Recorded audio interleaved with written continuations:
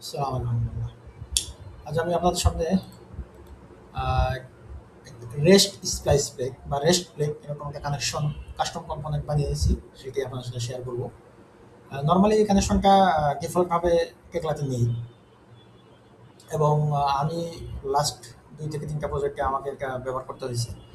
So এটা আসলে তখন ম্যানুয়ালি ব্যবহার করছি, বাট যদি এটার একটা কম্পোনেন্ট থাকে সেক্ষেত্রে আমাদের অনেকটা টাইম সেভিং হয়। সো তারই পরিপ্রেক্ষিতে আমি আসলে এটা কম্পোনেন্টটা ডেভেলপ করেছি।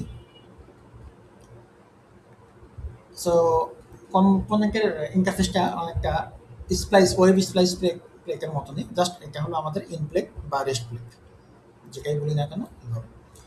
সো এটার কানেকশন প্রসেসটা হলো এখানে সেমভাবে বলা আছে, আমি আগের একটি ভিডিওতে দেখিয়েছি। যা আমি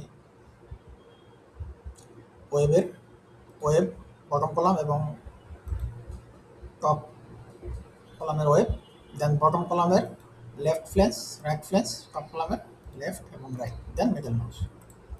তো আমি পূর্বে একটি কন্ডিশনে দেখিয়েছি এবং সেম কনসেপ্ট এখানে আমাকে ফার্স্ট অফ অল কলামের ক্লিয়ার লেন্থটা আমাকে ফাইন্ড আউট করতে হবে, দেন সেটার হাফ লেন্থ অর্থাৎ টোটাল লেন্থের অর্ধেক লেন্থ আমাকে এখানে ইনপুট করতে হবে। তো সেমভাবে আমি যদি এটাকে ডিলিট করে দিই এবং এখানে এসে দেখি এটা হলো 1950, আমি অলরেডি ক্যালকুলেট করে রেখেছি, এটা হলো 975। আমি কানেকশনটিকে একটু আগ্রহ দিই এবং এটাকে ডাবল ক্লিক করার পরে আমি এখানে একটা পেস্ট করে দিচ্ছি এবং এটা পারফেক্টলি এখানে কানেকশন হয়ে গেছে। তো সেমভাবে এখানে বেশ কিছু ডাটা আছে, আমি একটু দ্রুত দেখানোর চেষ্টা করি। এখানে কিছু কমন প্যারামিটার আছে এবং এই এইখানে এইখানকে বেশ কিছু বিষয় আছে, আমি একটু দেখাই।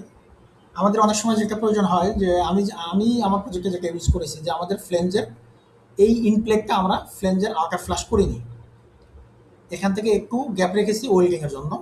তো সেভাবে আমি এখানে ওই অপশনটা রাখার চেষ্টা করেছি। ফর এক্সাম্পল আমার যদি এখানে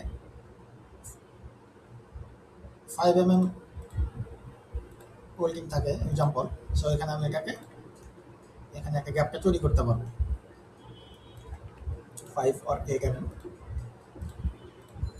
গ্যাপটা তৈরি করতে পারবো। এবং যদিও রেস্ট প্লেগের ক্ষেত্রে এখানে ইরেকশন গ্যাপ বা এখানে গ্যাপটা প্রয়োজন নেই, বাট তারপর একটা অপশন রেখেছি যদি কখনো প্রয়োজন হয় আর কি, এই জন্য অপশনটা রাখা। ঠিক আছে, এখানে চাইলে আপনারা এটা করতে পারবেন। আচ্ছা, বোল্টের কাট লেন্থটা দিলেই হয়ে যাবে।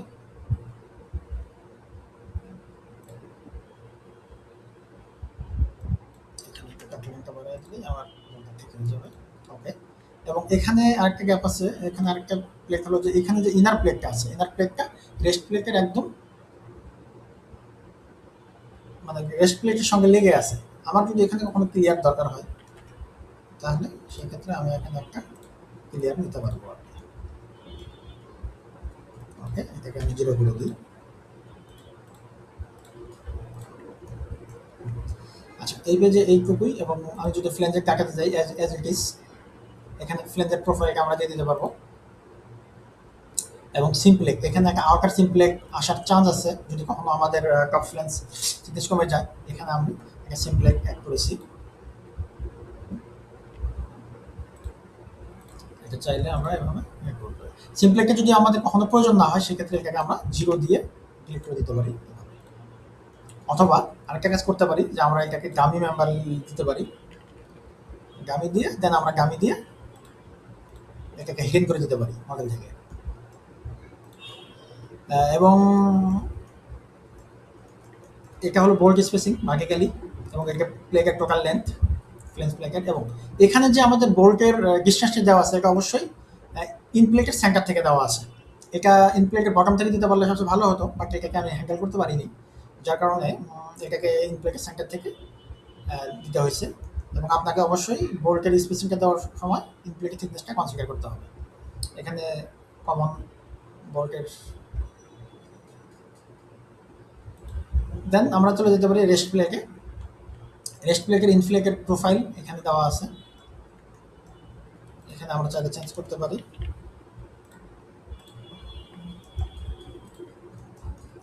এবং inner plate thickness same as এখানে, শুধু আমার থিকনেস দিলেই হয়ে যাচ্ছে, আমার এখানে প্রোফাইল দেওয়ার প্রয়োজন নেই, আমরা জাস্ট এখানে থিকনেসটা দিয়ে দিব। এবং এখানে বোর্ডের সাইজ, টলারেন্স, কাটলেন, এটা হলো আমার বোর্ডের। আচ্ছা, আমরা যদি এখন টপ প্ল্যানে যাই, কন্ট্রোল কিন্তু প্ল্যানে চলে যাই, সরি, দেন এখান থেকে আমরা বোর্ডটা কন্ট্রোল করতে পারবো।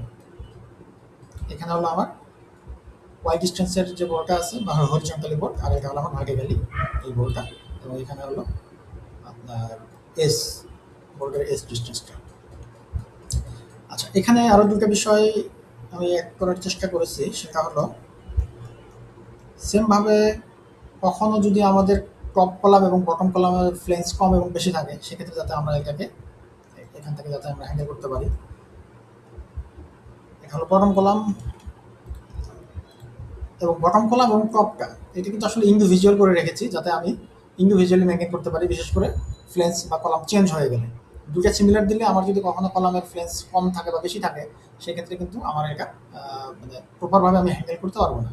এজন্য এটাকে সিমিলার হলে আপনাকে একই ভ্যালু বারবার দিতে হবে, অথবা এটা চাইলে আমরা আরও বেশি করে কম বেশি করতে পারি টপ প্লেনটা।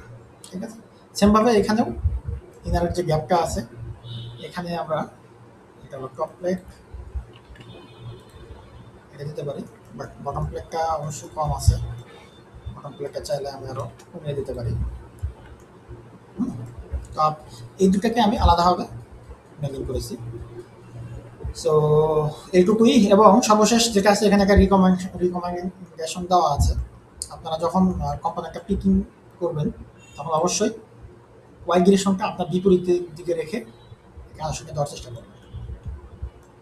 এবং এখানে আমি একটা সর্বশেষ একটা এক্সাম্পল একটা দেখাই দিই। এটার আমাদের কলাম লেন্থে কত আছে, 2500, অর্থাৎ এটার হাফ অফ হলো 1250। আমি যদি জাস্ট এখানে 1250 দিয়ে অ্যাপ্লাই করে দিই,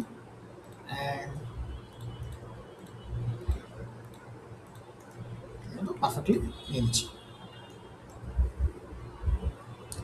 সো এই ভিডিও এইটুকুই ছিল। থ্যাংক ইউ, সালাম আলাইকুম।